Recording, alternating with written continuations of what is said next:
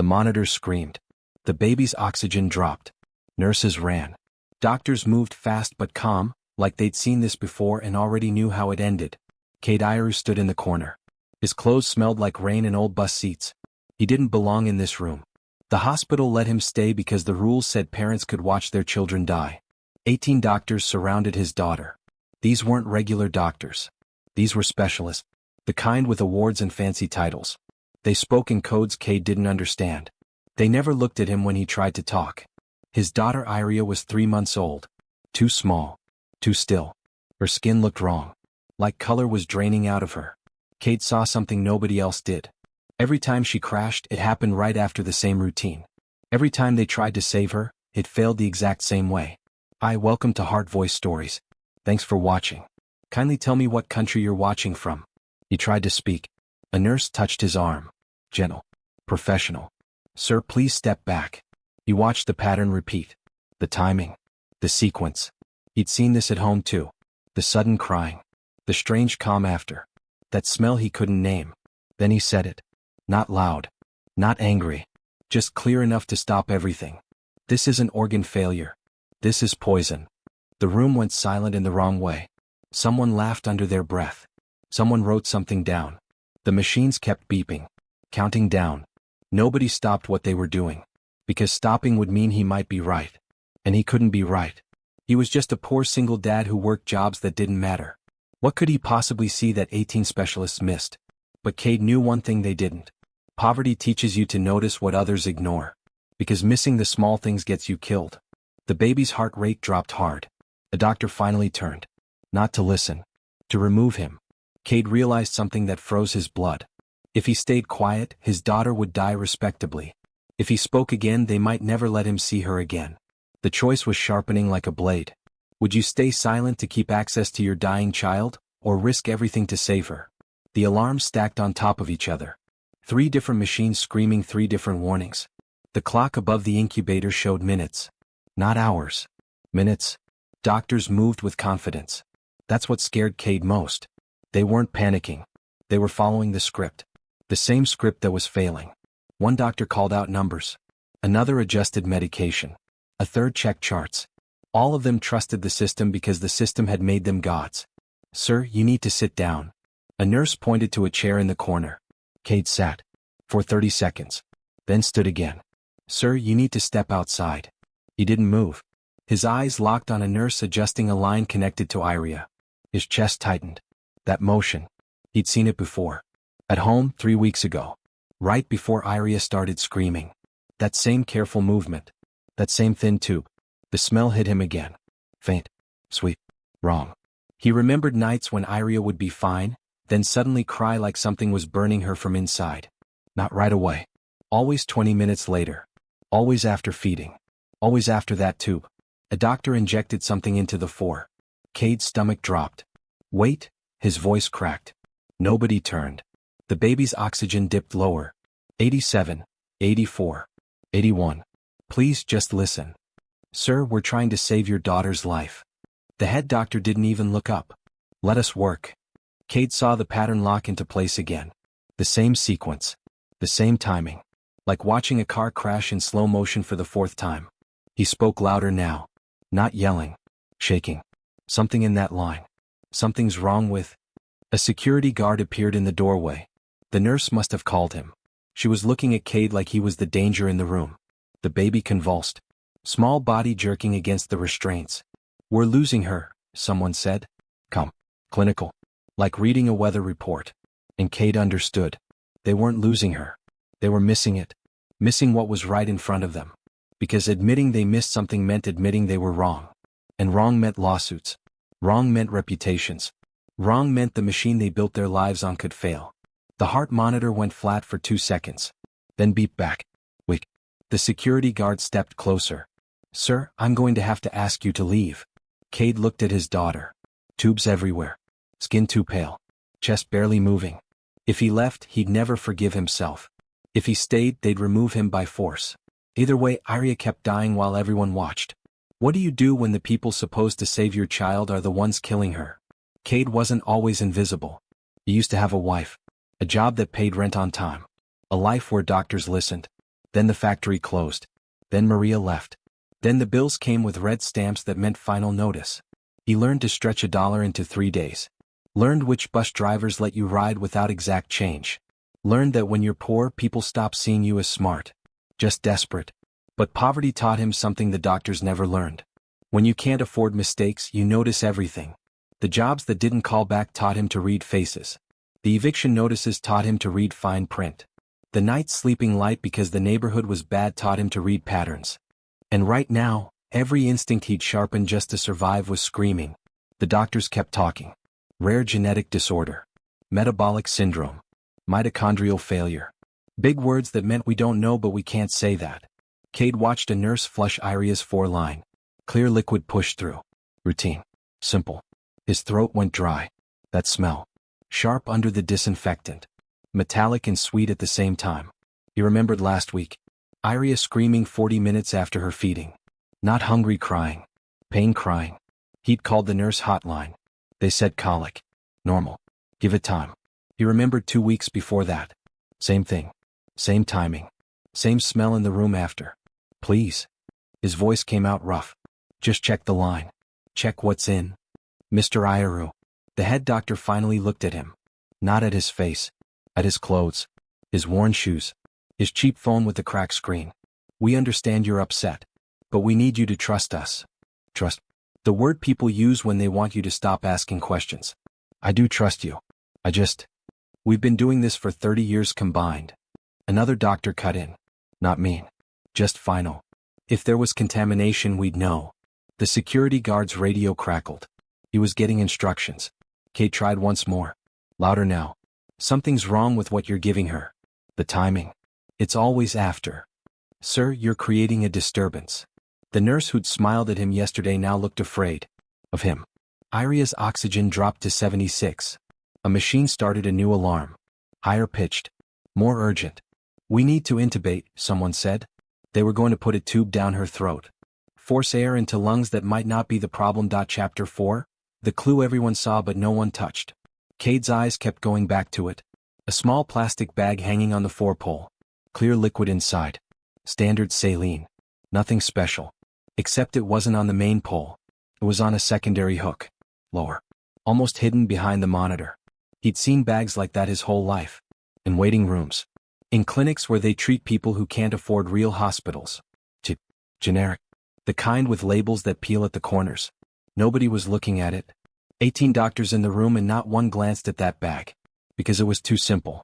Too obvious. Too beneath them. A senior doctor pulled up Iria's chart on a tablet. We need to consider autoimmune encephalitis. Run a lumbar puncture. They were going to put a needle in her spine. Drain fluid. Test for diseases that took weeks to confirm. Cade's heart hammered. What about that bag? Silence. What bag? The doctor didn't look up. That one. Cade pointed. On the side. Where's it from? A nurse glanced over. That's just saline. Standard flush. Where'd it come from? Supply. Same place everything comes from. She was already turning away. Can you check it? Sir, the head doctor's patience cracked. We don't have time for this.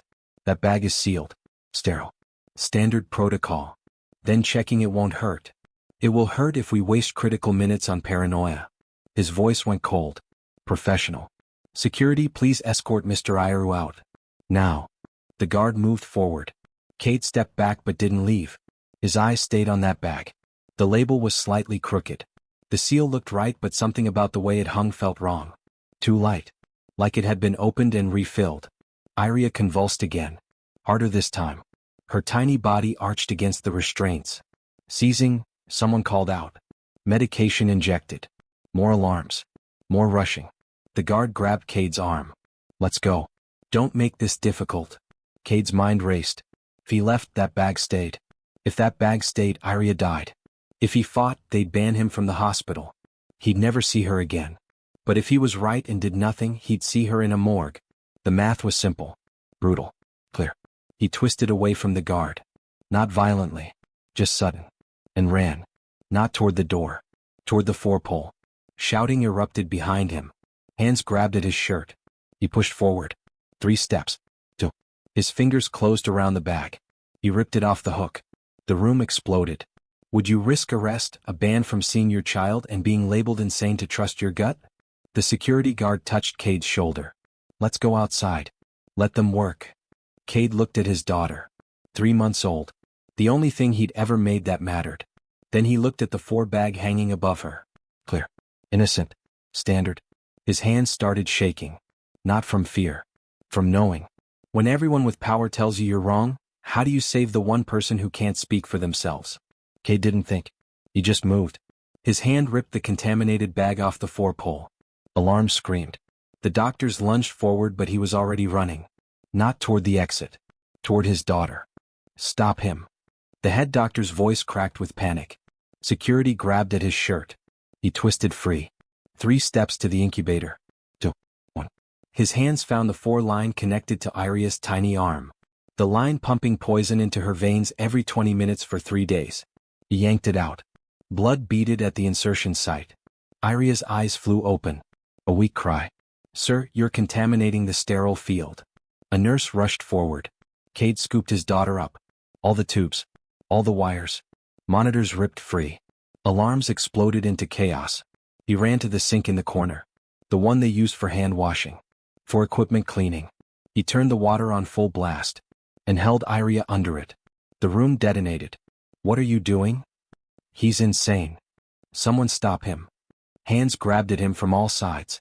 Cade curved his body around his daughter. The water ran over her skin. Over the foresight. Washing away whatever residue clung to her. She cried. Loud. Stronger than she'd cried in days. That sound. That angry, healthy sound. Security yanked him backward. The baby slipped. He caught her against his chest. Water soaked through his shirt. A doctor grabbed Iria from his arms. Get her back in the incubator. Now. Cade fought. 2 guards wrestled him to the ground. His cheek pressed against cold tile that smelled like industrial cleaner. Test the bag, he shouted. Test the line. Test what you've been putting in her. Restrain him, the head doctor ordered. But something changed in the room. Iria's crying got louder. Steadier. A nurse checking her vitals went still. Her oxygen is rising. What? 94, 96, 98.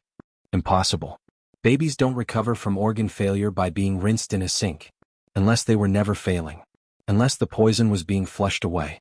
The head doctor looked at the 4 bags still in Cade's grip. Then at Iria.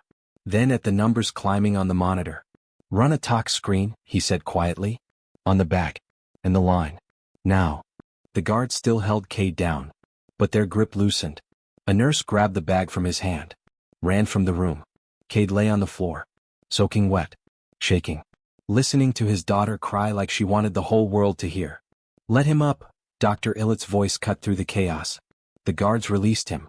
He stood slow. Dripping. Every eye in the room on him. Iria's monitor beeped steady. 99 oxygen. Heart rate normal. Color returning to her skin. The room held its breath. Dr. Illett stared at the monitors. At Cade. At the water still running in the sink. What made you do that? Cade's voice came out raw. My mother used to say poison works faster going in than coming out. Flush the wound. Flush the body. Get it out before it sets. That's not medical protocol. No. It's survival. The nurse burst back in. Holding a test strip. Her face white. The bag is contaminated. Calcium channel blocker. High concentration. The head doctor sat down hard. Cade looked at his daughter. Alive. Crying. Fighting. He'd crossed every line. Broken every rule. Assaulted a sterile field and contaminated a critical patient. And saved her life. When the system is killing your child, sometimes you have to break the system. The security guard caught the bag. Instinct. He stared at it like it might explode. Cade didn't wait. He ran until his legs gave out. Collapsed behind a vending machine on the 3rd floor. Chest heaving. Vision blurred. His phone buzzed. Email sent. Video uploaded. Evidence locked somewhere they couldn't delete it. Now what? He waited for sirens. For handcuffs. For the moment they dragged him out and banned him forever. Instead, silence. Minutes crawled. 5, 10, 15. Then his phone rang. Unknown number. His thumb hovered. Answer or run. He answered. Mr. Iru? A woman's voice. Come. Professional. This is Dr. Illett from the toxicology lab. Where are you right now? His throat closed. Am I being arrested? No. I need you to come to room 1247. Immediately. Alone. The line went dead. Cade's hands wouldn't stop shaking. This was a trap. It had to be. They'd corner him. Remove him.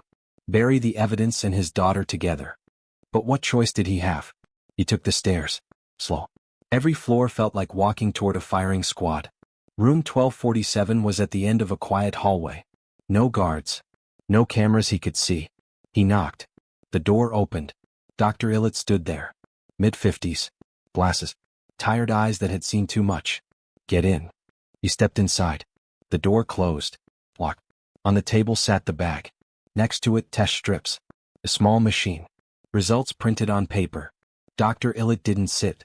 Didn't smile. Just pointed at the paper. You were right. The words hit him like a truck. What? This saline was contaminated. Deliberately. With a calcium channel blocker. Enough to cause organ failure in an infant over repeated doses. Cade's knees buckled. He grabbed the table. What does that mean? It means your daughter wasn't dying from a disease. She was being poisoned. The room tilted. He couldn't breathe. Oh, why? I don't know yet. But this bag didn't come from our main supply. The lot number doesn't match our inventory. Then where? That's what we're figuring out. She handed him a bottle of water. He didn't remember asking for it. Right now your daughter is being flushed. New lines. New fluids. Everything verified. Is she stable? For the first time in 3 days she's stable. Cade's vision blurred. Not from fear this time. Dr. Illett leaned against the table. 18 doctors missed this. You didn't? How? He wiped his eyes. I couldn't afford to miss it. She nodded slow. Like that answer explained everything. The head doctor. The nurses. Do they know? Not yet. But they will. Her jaw tightened. And when they do, this hospital is going to have a very bad week. Cade looked at the bag. Clear. Innocent. Deadly. Someone did this on purpose. Yes. To my daughter. Yes. His hands stopped shaking. Something colder settled in. Find them. The most dangerous person in the world is a father who just discovered someone tried to kill his child. The NICU was different when Cade walked back in. Quieter. Colder. The 18 doctors were gone. Only 2 remained. They didn't look at him. Iria's monitors beeped steady. 94 oxygen. 98. 99. Numbers that shouldn't exist. Not after 3 days of crashing. Not after organ failure. Not after 18 specialists said there was no hope. A nurse checked the new 4 line. Triple-checked. Her hands shook slightly. Cade stood beside the incubator. His daughter's chest rose and fell. Come. Even. Like nothing had ever been wrong. That's what terrified them. Because babies don't just recover from multi-organ failure. Not in 2 hours. Not without intervention. Unless they were never failing. Dr. Illett entered with 3 others. Hospital administration. Legal team. A woman in a suit who didn't introduce herself. The head doctor arrived last. The one who'd dismissed Cade. Who'd called security. Who'd made Cade feel insane. He looked at Iria's monitors. His face went gray. Explain this, Dr. Illett said. Not a request. He stopped. Started again. The symptoms matched. The symptoms matched poisoning. Which Mr. Iru identified. Which you dismissed. We followed protocol. Protocol for the wrong diagnosis. Silence stretched. The kind that ends careers. The woman in the suit opened a folder. We pulled supply records. The contaminated bag was logged into inventory 6 days ago. Signed for by. She paused. Read the name twice. Night shift nurse. Credential number decommissioned 3 months ago. Everyone turned. Someone used a dead credential, Dr. Illett said slowly, to introduce a contaminated bag into our supply chain. The head doctor's voice came out hollow. That's impossible. Impossible just recovered a dying infant in 2 hours. Another nurse rushed in. Dr. Illett. We checked other bags from the same entry log. 3 more contaminated. Different substances. All in NICU supply. The room temperature dropped. How many babies? The woman in the suit asked. The nurse's voice cracked. 7 over the past 2 weeks. 7. The word hung like a blade. Cade's vision tunneled. Where are they? No one answered. Where are the other babies? The nurse looked at the floor. 4 recovered after we switched their lines. 2 are stable now. 1. She didn't finish. Cade's chest went hollow. One what? Died yesterday. We thought it was natural causes. The head doctor sat down hard. His face wasn't gray anymore. It was white. Dr. Illett's jaw locked. Give me security footage. Supply room. All entry points. 6 days back. The woman in the suit was already dialing. I'm calling the police. Cade looked at his daughter. Breathing. Alive. Because he wouldn't stay silent. One baby didn't get that chance. Who did this? His voice came out flat. Empty. Dr. Illett met his eyes. We're about to find out. The monitors beeped steady. 18 doctors had missed it. Security had chased him. The system had fought him. And somewhere in this building, someone had walked in with poison and walked out clean. 7 babies. 1 dead. And the killer was still inside the hospital. The security footage took 4 hours to pull. Cade didn't leave the NICU. Didn't eat. Didn't sleep. Just watched his daughter breathe and waited. Dr. Illett came back at 2 a.m. Her face had aged years. We found them. Cade stood. Who? She handed him a tablet. Black and white footage. Timestamp, 6 days ago. 3:47 a.m. A figure in scrubs moved through the supply room. Calm. Methodical. They knew where cameras were. Kept their face down. But for 3 seconds they reached for a high shelf.